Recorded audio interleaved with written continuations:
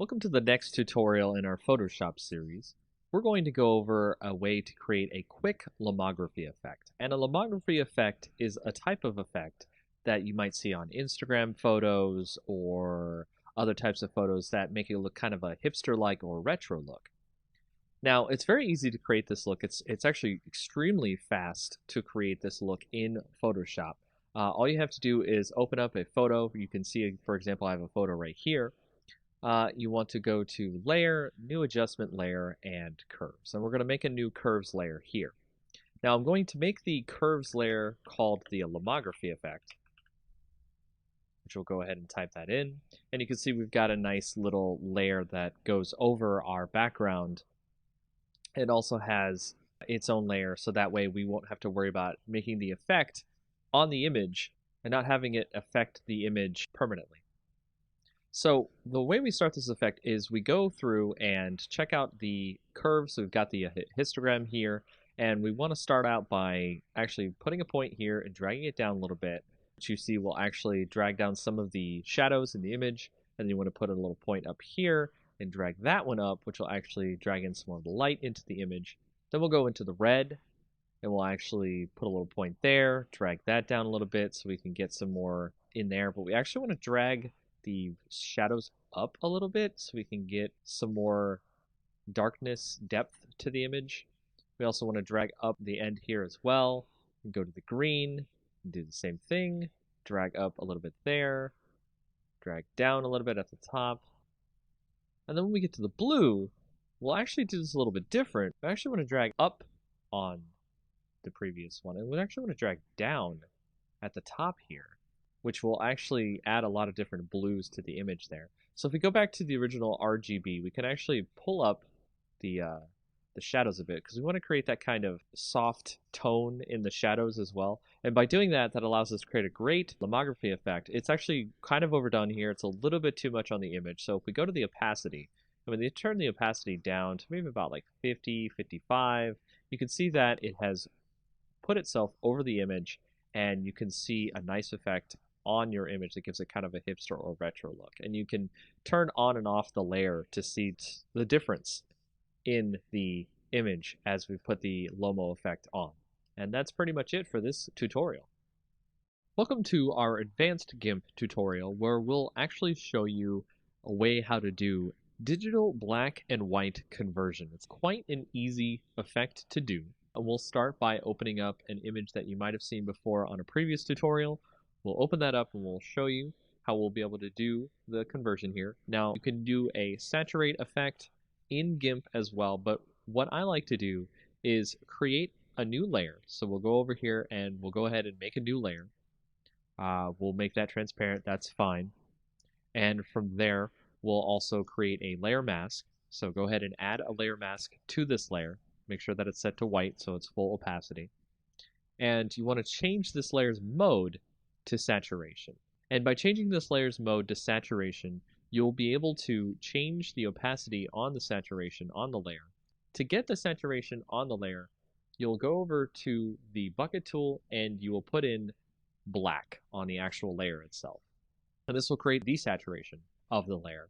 And you'll be able to see the entire layer is in black and white. Now, you can set the opacity on this so the effect is not that dramatic. So you can have some color, you can have less color, all the way up to 100%.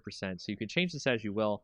Instead of just using the saturation effect, which will be one time only, you can use this to great effect to choose the granular control over the black and white conversion effect. Now what you can also do is with this and having the mask, you can go to the original layer itself, use the scissors tool, and you can pick out parts of the image you want to have in color itself.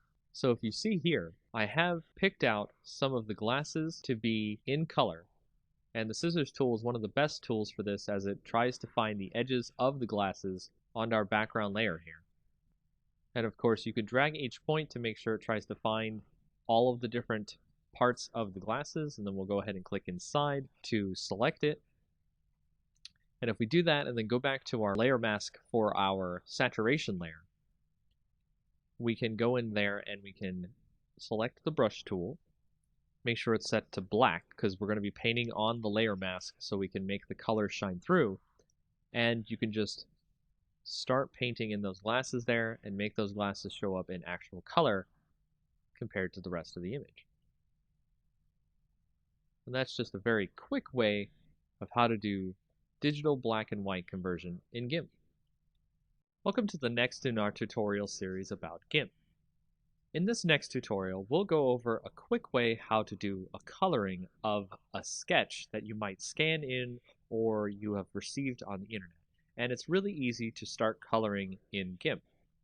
To start, we'll go ahead and have our sketch open, as you can see right here, and we will go ahead and add a new layer above that sketch. So we'll go ahead and make that a transparent layer, and we will also make sure that that layer is set to multiply instead of normal, because if it is set to normal, you'll just draw the color over the sketch beneath that layer. But with multiply, it actually adds the color over the layer, but in a way so that the previous layer on the bottom shows through. So if you see right here, we've set our color to something that's a little bit more skin toned. Make sure to do that as well. Hit OK. And then we will start coloring in over top our sketch. And you can see just by coloring in here with the color that we picked, a nice skin tone color, we can start to get the sketch to look more like something that is 3D or an actual colored in sketch. Now this is a part of the longer process here, is to color in all the parts you need. So I'm going to do just a really quick once over so that way it doesn't take too long and you can see the effects, but also we're not too worried about it being too messy. So as you can see there, I've colored in her face on this sketch. What we can also do is switch a little bit to the burn tool.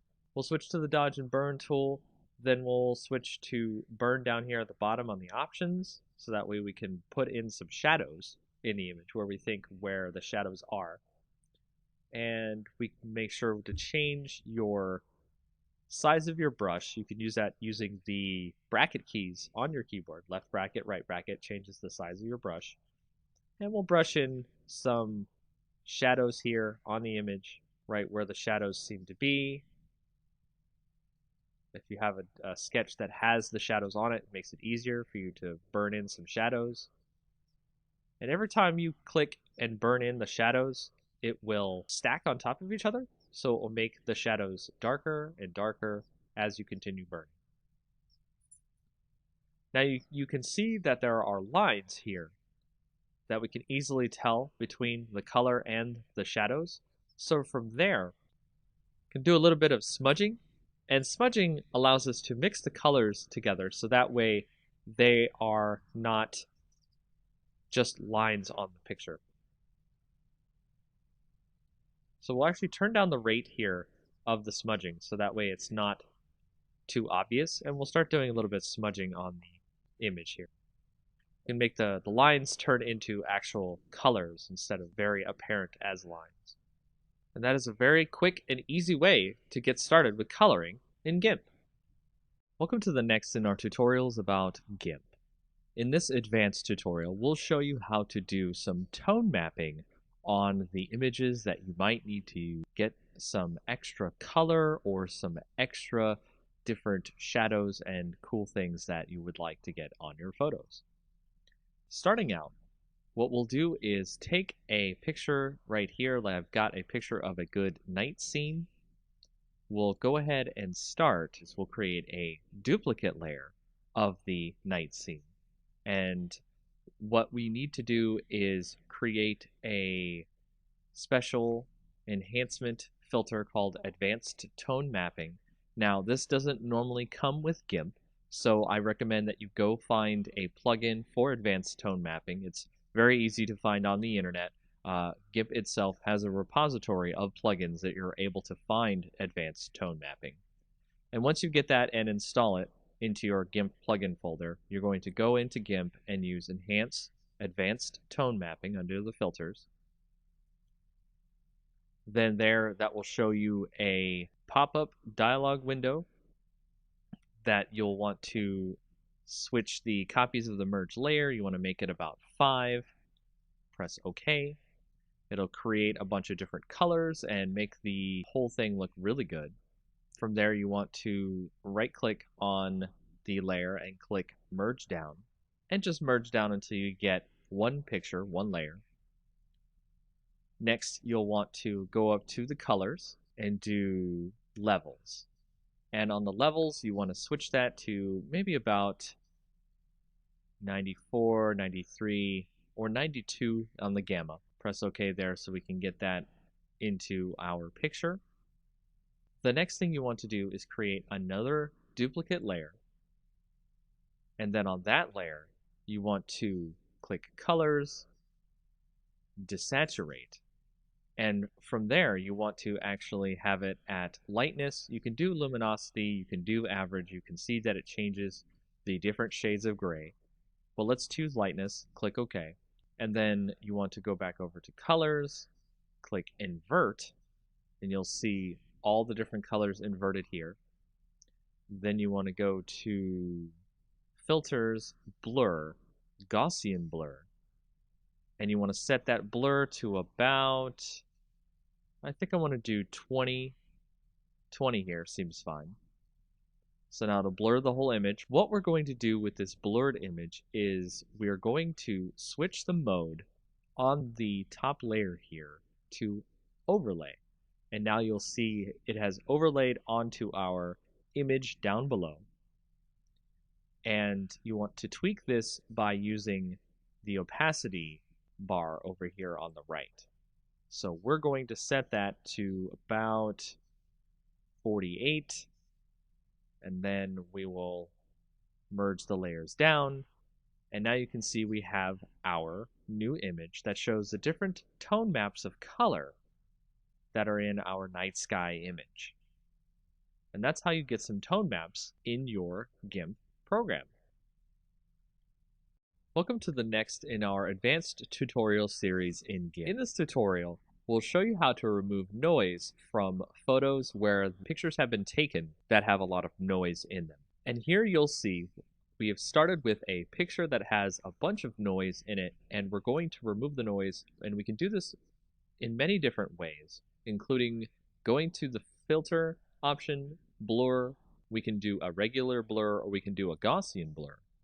And a lot of people like to use these blurs to get rid of the noise in the image. However, there is a better tool to get rid of the noise in images. It is an extra GIMP plugin that you can go find. Once you download that and put it into your GIMP program, you'll see it under your Enhance Filter options, and it's called Wavelet Denoise. And Wavelet Denoise will allow you to bring up this dialog box that produces a better algorithm to remove the noise from your images. And when you go into it, you can see a preview of the image and the noise that will get reduced. So you can move around and find where most of the noise is coming from.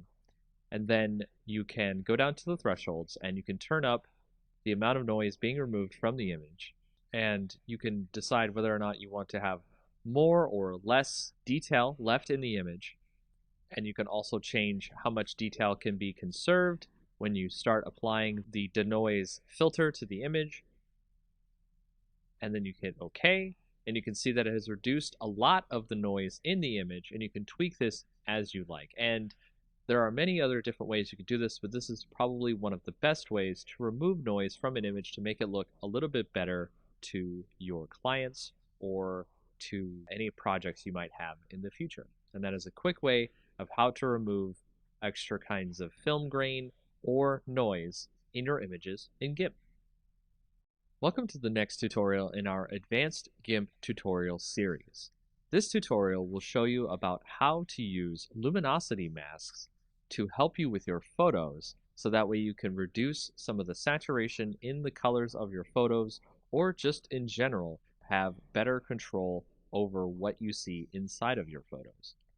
To start off, we have an image open here, which we're going to use luminosity masks to remove some of the saturation in the photo so we can see more of the mountain behind.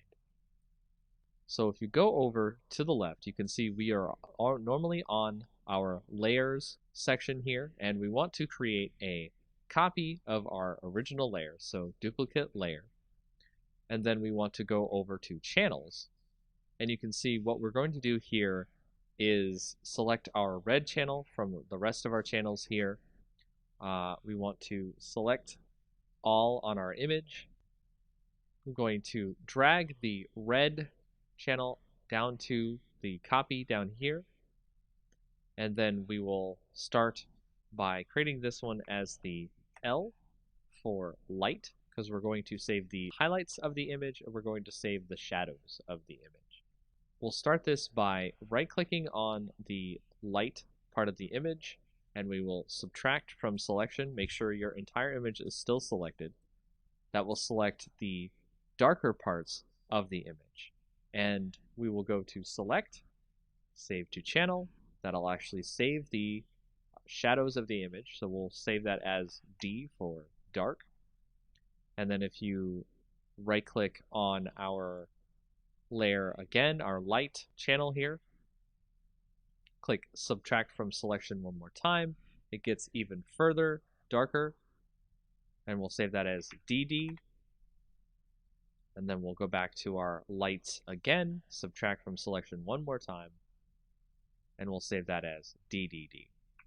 So that way you can see all the different shadows have been saved now out of our image, and we'll now go and save the lighter parts of our image instead of our darker parts. So select none, then go to our darker parts of our image, select all, and when you do this, you will get the lighter parts of the image instead of the darker parts, and you will do the same thing as you did before, which is you will click save to channel, and then I'll save this as LL, go back to the dark parts, subtract from selection, and we'll do it again, select, save to channel, and then we'll save that as LLL. In doing this, you will have created a whole bunch of different channels for your different shadows and highlights in your image, and we'll be using that as a part of our layer masks to create luminosity masks. Now, if you go back over to the layers, you can click on your copy, which I'll set here as light mask, and then I'll make another copy of this, which we'll call the dark mask. And then for the light mask, we'll right click and then make sure that your selection is none. So we'll right click on the light mask, click add layer mask. Instead of normally you would make it white, we'll set it to channel. And you can see under our channel, we actually have all of our different channels here for our shadows and our highlights. So if we go to our light channel, we can add that, and it will actually change it so you can see our light channel removes all of our shadows from the image. And now we're able to edit the image of our luminosity layer by going to colors and colorize, making sure that our light mask layer is chosen, not the mask itself. And with the sliders here, you can see I can change the hue of the image to make it a lot better, and the lightness of the image, so that way it can come through without too much saturation going on in the image. And you can compare that to the original image, which you'll see here. Saturation, removed saturation. And there's a lot more things you can do with luminosity masks in GIMP.